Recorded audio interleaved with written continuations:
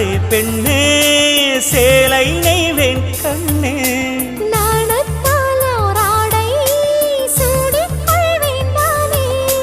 பாயாகும் அடி சொல்லாதே பஞ்சண புதையல் ரகசியமே சாய்ந்தாடும் சங்கில் துளி பட்டாலும் முத்தாகிடும் முத்துண்டே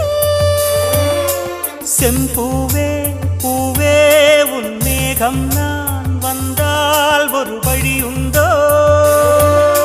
மன்னவன் விரல்கள் பல்லவன் ஒளியோ படை கொண்டு நடக்கும் வன்மத சிலையோ இமைகளும் உதடுகள் ஆகுமோ வெட்கத்தின் விடுமுறை ஆயுடின் வரைதானோ